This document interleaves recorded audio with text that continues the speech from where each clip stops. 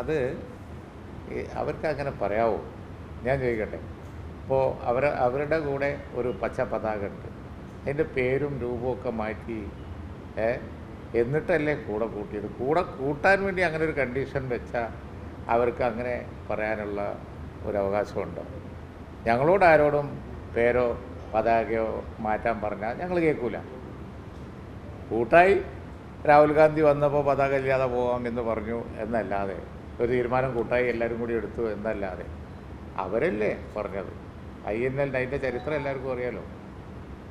ലീഗിൽ പിളർപ്പുണ്ടായതിനു ശേഷം അങ്ങോട്ട് ചെന്നപ്പോൾ പേരും മാറ്റണം പതാകയും മാറ്റണം എന്ന് പറഞ്ഞവർക്ക് ഇപ്പോൾ ഇത് പറയാനുള്ള അധികാരമുണ്ടോ? ധാർമ്മികമായ അവകാശമുണ്ടോ? പിന്നെ മാത്രമല്ല, ഇന്ത്യയിൽ ഇപ്പോൾ പതാകയുടെ കാര്യം നിർബന്ധം പിടിക്കാൻ പറ്റുമോ? ഗൂഡല്ലൂർ ഉപയോഗിക്കുന്ന പതാക ഇപ്പുറത്തേക്ക് വന്ന് വയനാട്ടിൽ ഉപയോഗിക്കാൻ പറ്റുമോ? കാരണം ഗൂഡല്ലൂരിൽ കോൺഗ്രസിൻ്റെ കൊടിയുടെ കൂടെ കെട്ടിയിരിക്കുകയല്ലേ CPM-ൻ്റെ കൊടി. ഇത്തരത്തിലുള്ളൊരു കാര്യം ഈ കേരളീയരായ നല്ല വിദ്യാഭ്യാസമുള്ള കേരളത്തിലെ ആളുകൾക്ക് മനസ്സിലാവൂലേ? അപ്പോൾ ഞങ്ങൾക്ക് മാത്രമല്ലല്ലോ, അവിടെ ഫോൺ ചെയ്യുന്ന ഒന്ന് ഫോണൊന്നും കേരളീയരായ നമുക്ക് ചിന്തിച്ചാൽ അറിയാലോ. അതായത് നമുക്കെല്ലാവർക്കും അറിയാം, ഈ പതാകയുടെ കാര്യം പറയുമ്പോൾ വയനാടിൻ്റെ തൊട്ടപ്പുറത്ത് തമിഴ്നാട്ടിൽ ഉള്ള മുന്നണി അല്ലല്ലോ ഇപ്പുറത്ത്. അപ്പോൾ പതാക പറഞ്ഞു പോയാൽ അവസാനം പറഞ്ഞവർ കൊടുക്കൂലേ? കോൺഗ്രസിൻ്റെ പതാക വടിമലല്ലേ CPM-ൻ്റെ കൊടി അതിർത്തി കടന്നാൽ. അപ്പോൾ അവിടെ ഉപയോഗിക്കുന്ന പതാക ഇവിടെ ഉപയോഗിക്കാൻ. രാഹുൽ ഗാന്ധി ഒരു അറിയപ്പെടുന്ന നേതാവായതുകൊണ്ട് അദ്ദേഹത്തിന് പതാക ഒന്നുമല്ല വിഷയം, രാഹുൽ ഗാന്ധിയാണ്. ഇപ്പോൾ മോഡി പോലും ഭയപ്പെടാൻ തുടങ്ങി. മോഡി രാഹുൽ ഗാന്ധിയെ ഭയപ്പെടുന്നു എന്നുള്ളതിൻ്റെ ഏറ്റവും നല്ല തെളിവാണ് കേരളത്തിലെ തെരഞ്ഞെടുപ്പ് കഴിഞ്ഞാൽ അദ്ദേഹം ഇങ്ങോട്ട് വരും, വലിയ പേടിയിലാണെന്നൊരു ഇൻ്റർവ്യൂവിൽ പ്രധാനമന്ത്രി പറഞ്ഞുകൊണ്ടിരിക്കുന്നത്.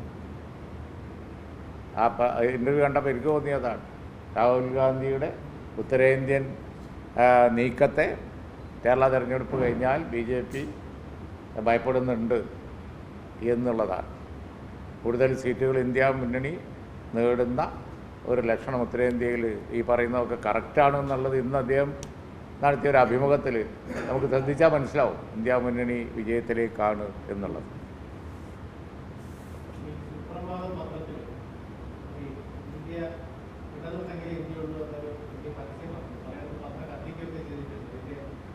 അല്ല, അതെ, അത് വേറെ വിഷയം.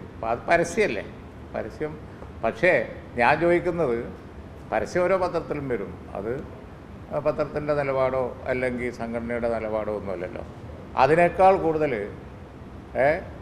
ഇടതില്ലെങ്കിൽ ഇന്ത്യക്ക് രക്ഷയില്ല. പശ്ചിമഘട്ടത്തിനപ്പുറം എവിടെയാണ് ഇടത്?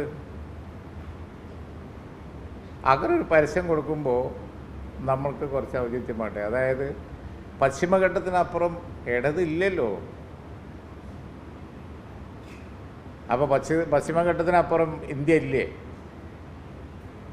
പശ്ചിമഘട്ടത്തിനപ്പുറം ഇന്ത്യയിൽ ഒരു ഇടതു മുന്നണി സ്ഥാനാർത്ഥി ജയിക്കണം എന്നുണ്ടെങ്കിൽ തമിഴ്നാട്ടിലേക്ക് പോയാൽ കോൺഗ്രസ് സപ്പോർട്ട് ചെയ്യണം, ബംഗാളിലേക്ക് പോയാൽ കോൺഗ്രസ് സപ്പോർട്ട് ചെയ്യണം, ത്രിപുരയിലേക്ക് പോയാൽ അതൊക്കെ മുന്നണിയാണ്.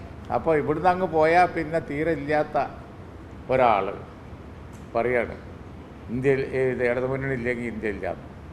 അതിൽ ഞാൻ നേരത്തെ പറഞ്ഞ കൂട്ടത്തിലാണ് ഇതൊക്കെ മനസ്സിലാക്കാനുള്ള ആവറേജ് ബുദ്ധി മലയാളികൾക്കില്ലേ?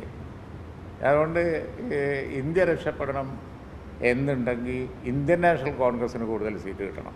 കൂടുതൽ അവർക്കും കിട്ടും, 1-2 സീറ്റ്. തമിഴ്നാട്ടിലാണെങ്കിൽ നമുക്കും ഉണ്ട്, മനസ്സിലായില്ലേ?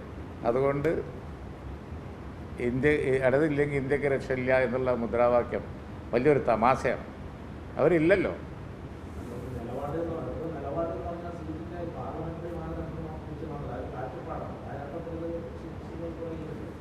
അല്ല, അത് അങ്ങനെയല്ല. നമ്മളിപ്പോൾ അതല്ല, അപ്പം പ്രായോഗികമായി ഇപ്പോൾ തെരഞ്ഞെടുപ്പിൻ്റെ മൂർധന്യാവസ്ഥയിലാണ്.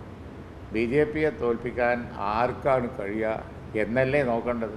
തത്വമൊക്കെ പറഞ്ഞിട്ടിപ്പോൾ കാര്യമുണ്ടോ? താത്വികമായി നമുക്ക് വേറെ ഡിബേറ്റ് ചെയ്യാം. പക്ഷേ ഇപ്പോൾ തൽക്കാലം BJP അധികാരത്തിൽ നിന്ന് പോകണം എന്നുണ്ടെങ്കിൽ മാക്സിമം സീറ്റ് കോൺഗ്രസ്സിന് കിട്ടിയേ പറ്റുള്ളൂ. കോൺഗ്രസ്സാണ് ദേശീയ തലത്തിൽ ഏറ്റവും കൂടുതൽ സീറ്റ് നേടാവുന്ന ഒരു കക്ഷി. പ്രാദേശിക കക്ഷികൾക്കൊക്കെ തമിഴ്നാട്ടിലായാലും മറ്റുള്ള സ്ഥലത്തായാലും ഒക്കെ അവിടെ കുറേ സീറ്റ് കിട്ടാൻ ഇന്ത്യ മുന്നണിയിലുണ്ട്. പക്ഷേ ഒരു വലിയ കക്ഷിയെ പ്രസിഡന്റ് ക്ഷണിക്കണം എന്നുണ്ടെങ്കിൽ കോൺഗ്രസ്സിന് കൂടുതൽ സീറ്റ് കിട്ടണം, ഇന്ത്യ മുന്നണിക്ക് കൂടുതൽ സീറ്റ് കിട്ടണം. ഇടത് മുന്നണി കേരളത്തിൽ മാത്രമല്ലേ ഇപ്പോൾ ഉള്ളൂ. ഇനി വേറെ എവിടെയെങ്കിലും ഇനിയിപ്പോൾ ഈ തെരഞ്ഞെടുപ്പ് കഴിഞ്ഞാൽ എവിടെയെങ്കിലും ഒരു സീറ്റ് ഉണ്ടോ എന്നുള്ളത് പറയാൻ പറ്റുള്ളൂ. ആ സ്ഥിതിയിൽ ഇടതില്ലെങ്കിൽ ഇന്ത്യക്ക് രക്ഷയില്ല എന്ന് പറഞ്ഞാൽ അതൊരു തമാശയല്ലേ.